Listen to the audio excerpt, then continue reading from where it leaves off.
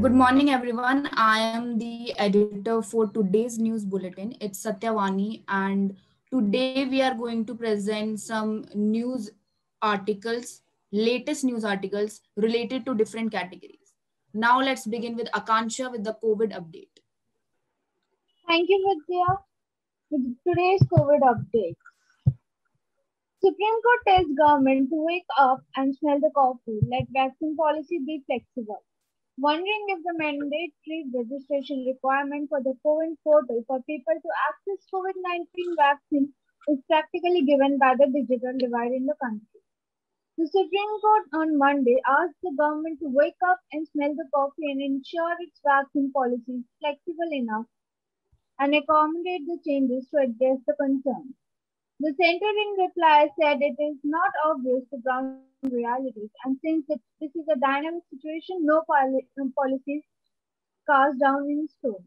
It also said that it hopes to vaccinate all the eligible persons by the end of 2021. The Solicitor General said the government has now allowed workplace vaccinations too, and will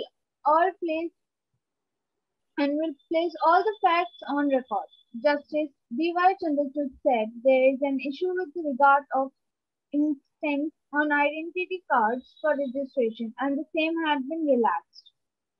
If had the government gone for offline registration, there was every possibility that 5,000 people would reach the center, he said. You have a system which gives slots. Now 45 plus there is a walk-in and no overcrowding, he said. Thank you. Now over to Kaki for some statement. Thank you, Akansha. For today's city news, COVID patient's body dumped in river in UP, nephew among the two. The Balrampur police on Sunday arrested a man for allegedly dumping the body of his uncle, who died of COVID-19 complications on May 28th, into the Rapti River. A local who allegedly helped him was also held responsible. The arrests were made after a video of the incident, which took place on Saturday, went viral on social media.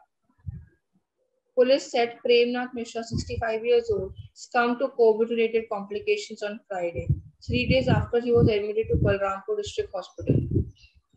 After the video came to light, an FIR was filed at the Kotwali Dehat station against Mishra's nephew Sanjay Kumar and a local identified as Manoj. The FIR was based on an ambulance driver's complaint, said officials. The accused has been charged under the Disaster Management Act and Epidemic Diseases Act. And officials claimed a passerby filmed the incident. The person who shot the video then shared it on social media.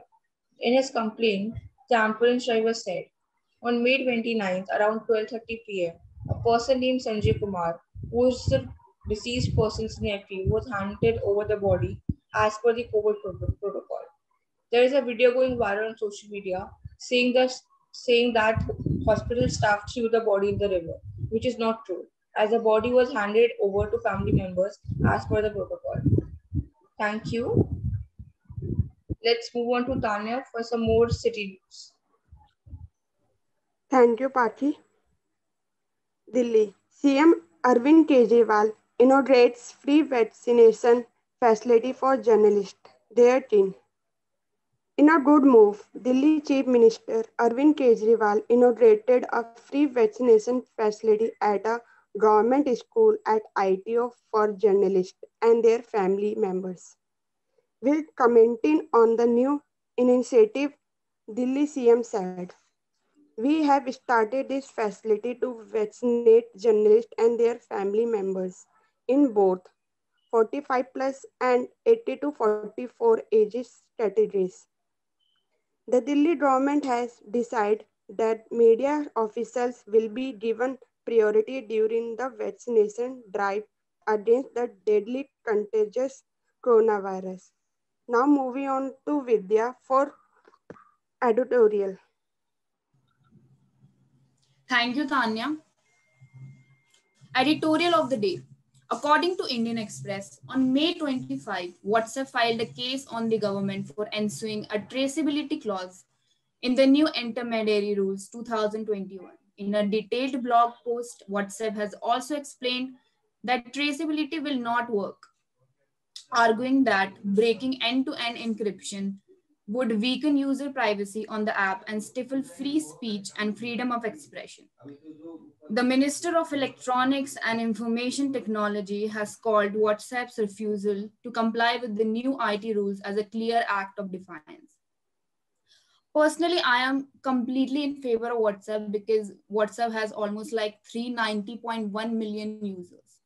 And this traceability clause that has been passed by the government would definitely decrease the number of their users, which is very obvious that it is unacceptable for them. So I think this new clause that has been passed by the government is, I think, totally unrequired and unnecessary. So I'm totally in favor of WhatsApp. Now moving on to Ritika for some international update. Thank you, Vidya, for the editorial. International news. China, in major policy shift, announces families can have 3 children. China announced on Monday that married couples may have up to 3 children, a major policy shift from the existing limit of 2 after recent data showed a dramatic decline in births in the world's most populous country. The change was approved during a Politburo meeting chaired by President Xi Jinping, the official news agency Xinhua reported. In 2016, China scrapped its decades-old one-child policy initially imposed to halt a population explosion with a two-child limit, which failed to result in a sustained surge in births as the high cost of raising children in Chinese cities deterred many couples from starting families. To further optimize the birth policy, China will implement a one married couple can have 3 children policy, Xinhua said in a report on the meeting. The policy change will come with supportive measures which will be conductive to improving our country's population structure, fulfilling the country's strategy of actively coping with an aging population and maintaining the advantage of human resources, Shinhua said. Thank you. Now moving on to Srijan for business and finance. Thank you, Ritika. Today's updates in business and finance. India's GDP grows 1.6 in fourth quarter, contracts 7.3% in fiscal year 2021.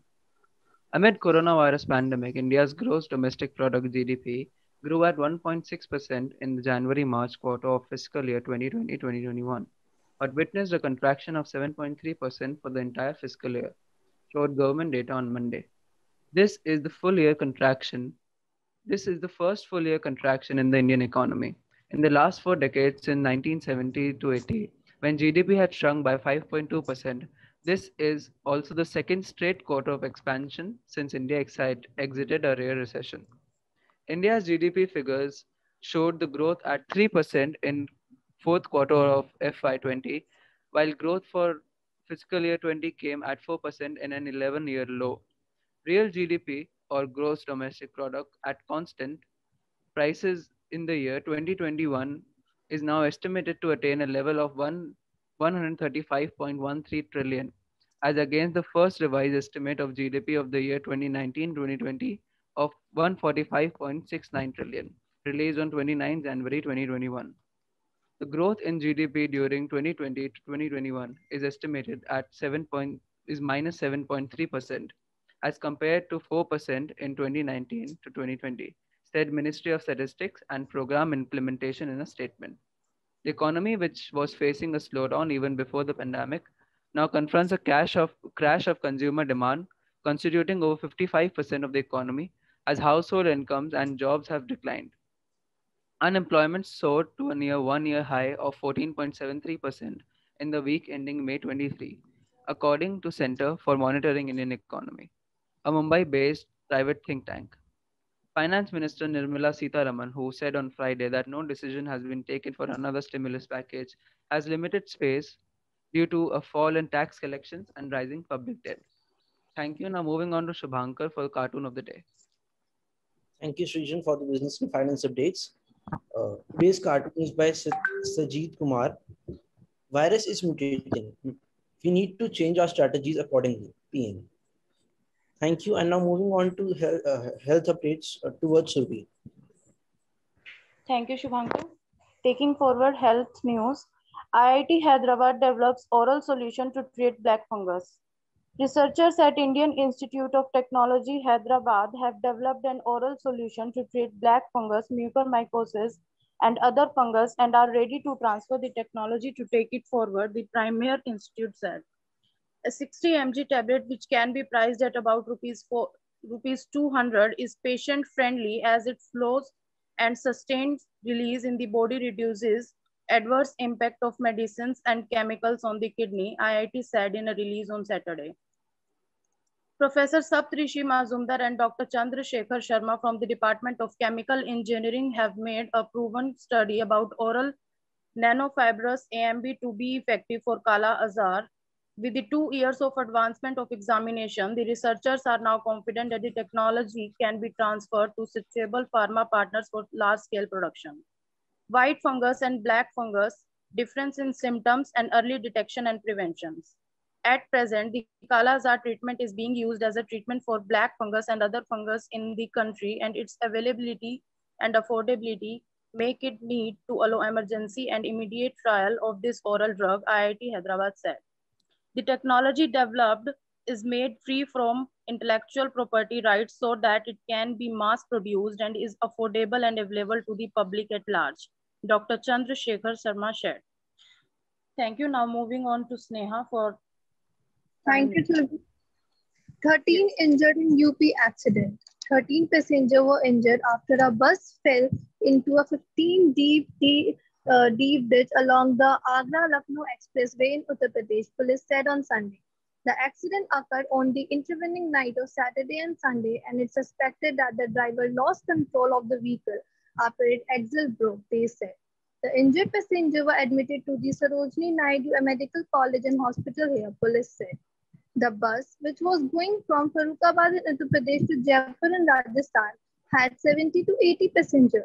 It fell into a 15 feet deep ditch along the expressway near Milestone 9, they said. Now over to Srijan for some entertainment updates. Thanks, Sneha. Today's entertainment updates are: Juhi Chawla filed suit against 5G implementation in India. The much debated fifth generation wireless network is set to be implemented in the next few years around the world. A section of the population has been against the use of this technology given its after effects. Now, actor Juhi Chawla, who is also an environmental activist, has filed a suit against the implementation. The actor shared that while she is not against technical advancements, saying, "We have sufficient reason to believe that the radiation is extremely harmful and injurious to the health and safety of people." The actor shared, "We are not against the implementation of technological advancements. On the contrary, we enjoy using the latest products that the world of technology has to offer, including in the field of wireless communications. However, whilst using the latter kind of devices, we are in a constant dilemma, because after doing our own research and studies regarding the RF radiation from wire-free gadgets and network cell towers, we have sufficient reason to believe that the radiation is extremely harmful and injurious to the health and the safety of the people." Thank you. Now moving on to Vidya. Thank you, Srijan. Now I would like to thank sir for listening throughout, and all the participants to update us with the latest news, and Sayukt Bhaiya and Mansi for being a great helping hand throughout. Now we'll meet at the next news bulletin of Satyavani.